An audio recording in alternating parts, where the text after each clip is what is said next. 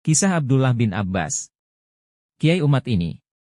Ibnu Abbas serupa dengan Ibnu Zubair bahwa mereka sama-sama menemui Rasulullah dan bergaul dengannya selagi masih kecil, dan Rasulullah wafat sebelum Ibnu Abbas mencapai usia dewasa.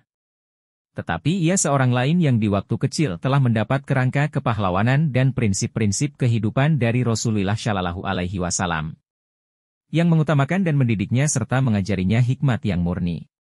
Dan dengan keteguhan iman dan kekuatan akhlak serta melimpahnya ilmunya, Ibnu Abbas mencapai kedudukan tinggi di lingkungan tokoh-tokoh sekeliling Rasul. Ia adalah putra Abbas bin Abdul Muthalib bin Hashim, paman Rasulullah Shallallahu Alaihi Wasallam.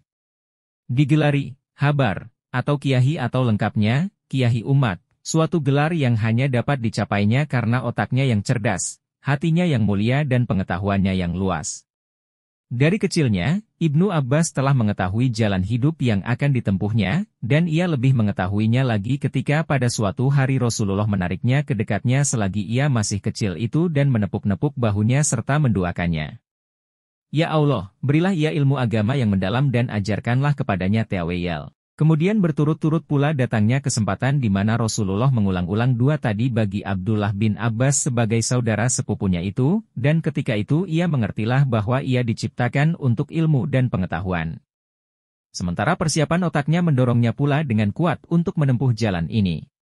Karena walaupun di saat Rasulullah wafat itu, usianya belum lagi lebih dari 13 tahun, tetapi sedari kecilnya tak pernah satu hari pun lewat tanpa ia menghadiri majelis Rasulullah dan menghafalkan apa yang diucapkannya. Dan setelah kepergian Rasulullah ke Rafiqul A'la, Ibnu Abbas mempelajari sungguh-sungguh dari sahabat-sahabat Rasul yang pertama, apa-apa yang input didengar dan dipelajarinya dari Rasulullah Shallallahu Alaihi Wasallam sendiri. Suatu tanda tanya, ingin mengetahui dan ingin bertanya, terpatri dalam dirinya. Maka setiap kedengaran olehnya seseorang yang mengetahui suatu ilmu atau menghafalkan hadits, segeralah ia menemuinya dan belajar kepadanya.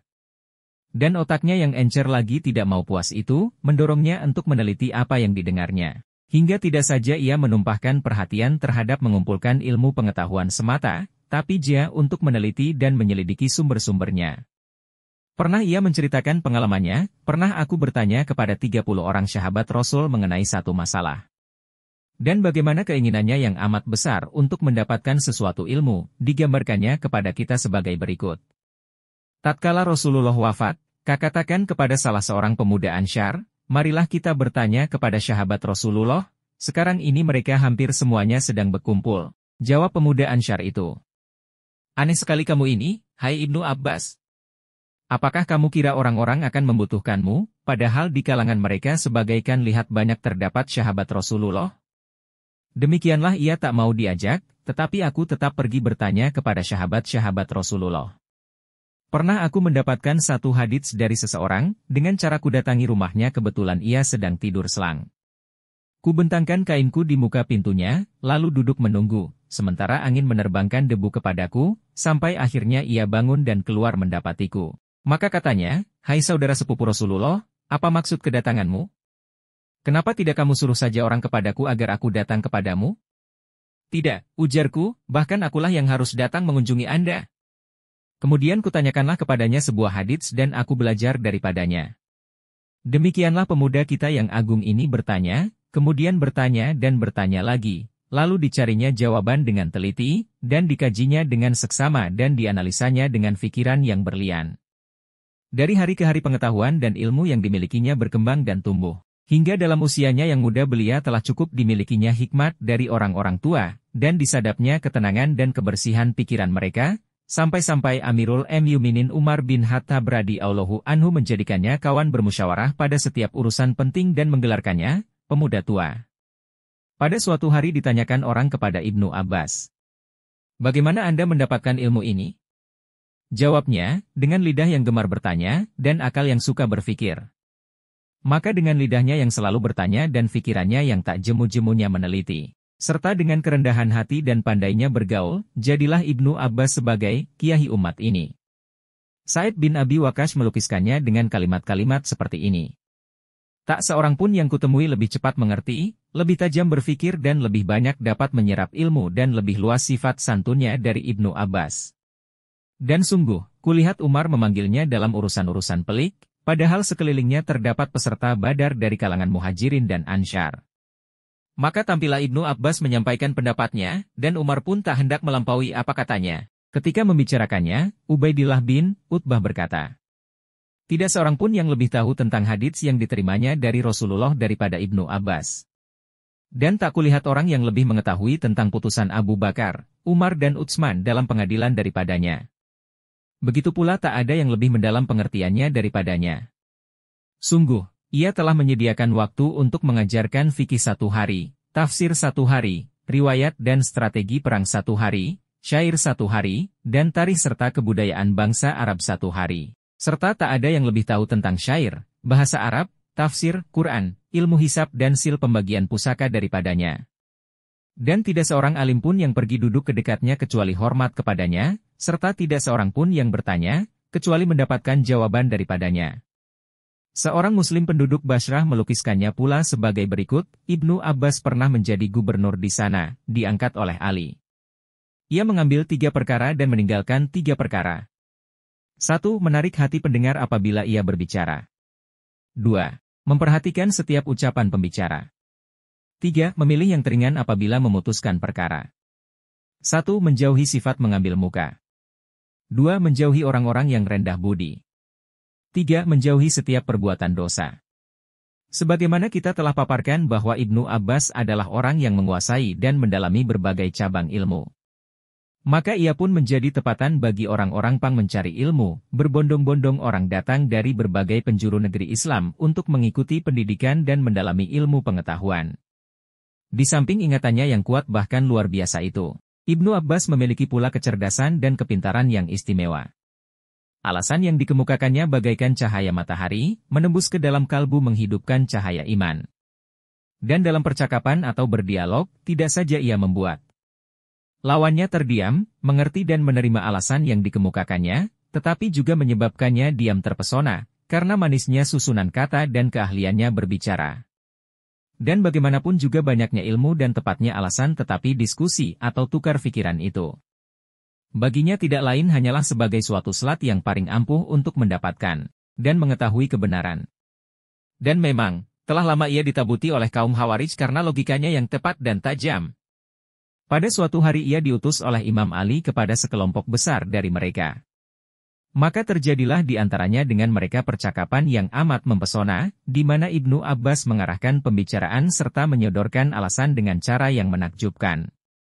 Dari percakapan yang panjang itu, kita cukup mengutip kap ikan di bawah ini. Tanya Ibnu Abbas, hal-hal apakah yang menyebabkan tuan-tuan menaruh dendam terhadap Ali? Ujar mereka, ada 3 hal yang menyebabkan kebencian kami padanya.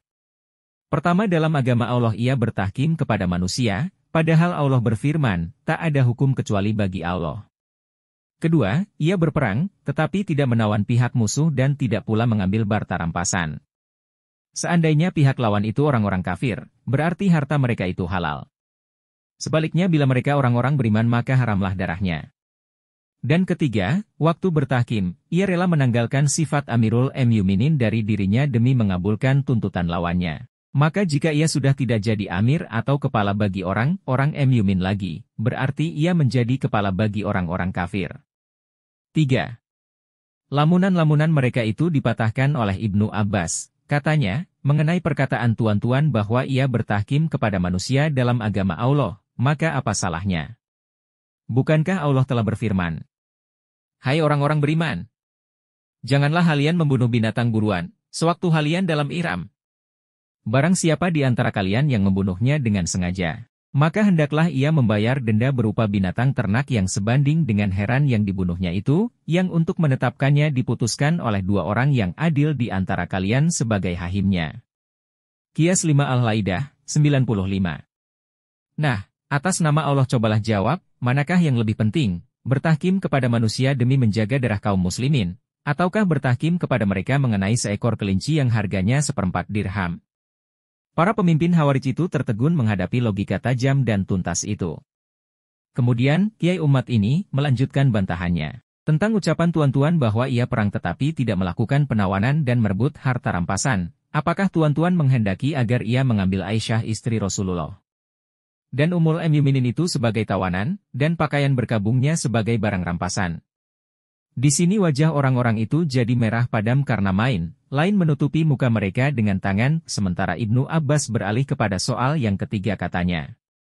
Adapun ucapan tuan-tuan bahwa ia rela menanggalkan sifat Amirul Mukminin dari dirinya sampai selesainya tahkim. Maka dengarlah oleh tuan-tuan apa yang dilakukan oleh Rasulullah di hari Hudaybiyah, yakni ketika ia mengimlakan surat perjanjian yang telah tercapai antaranya dengan orang-orang Quraisy.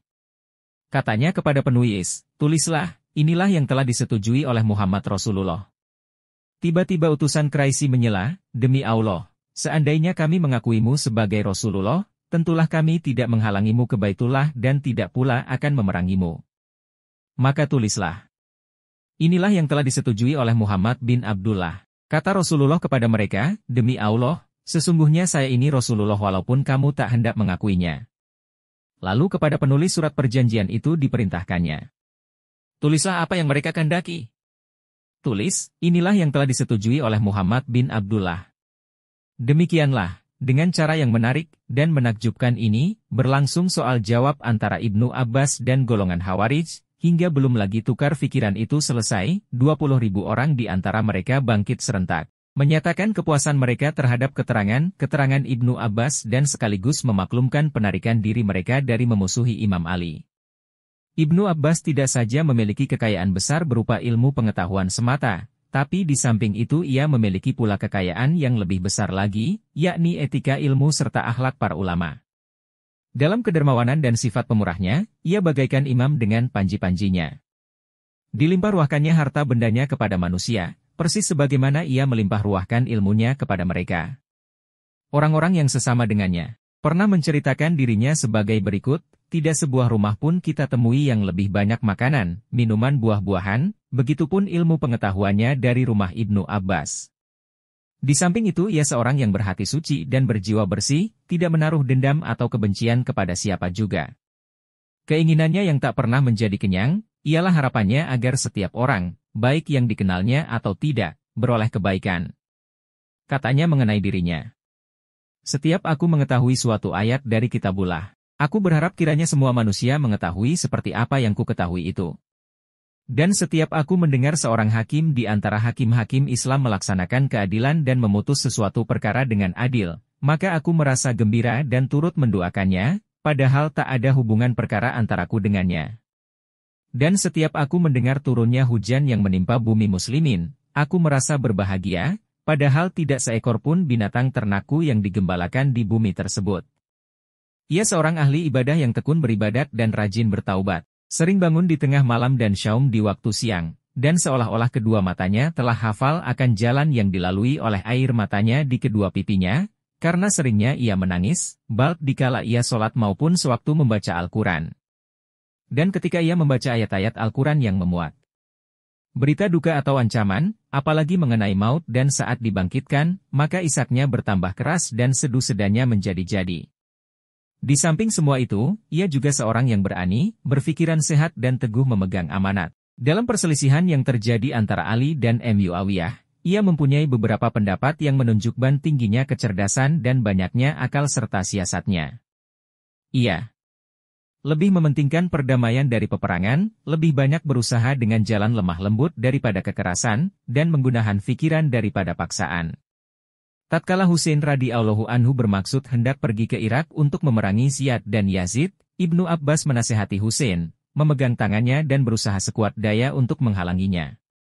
Dan tatkala ia mendengar kematiannya, ia amat terpukul, dan tidak keluar rumah karena amat dukanya. Dan di setiap pertentangan yang timbul antara Muslim dengan Muslim tak ada yang dilakukan oleh Ibnu Abbas, selain mengacungkan bendera perdamaian, beriunak lembut dan melenyapkan kesalahpahaman. Benar ia ikut terjun dalam peperangan di pihak Imam Ali terhadap Muawiyah, tetapi hal itu dilakukannya, tiada lain hanyalah sebagai tamparan keras yang wajib dilakukan terhadap penggerak perpecahan yang mengancam keutuhan agama dan kesatuan umat.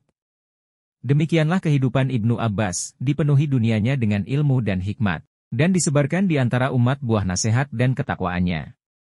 Dan pada usianya yang ke-71 tahun, ia terpanggil untuk menemui Tuhannya yang Maha Agung. Maka kota Taif pun menyaksikan perarakan besar, di mana seorang Mukmin diiringkan menuju surganya.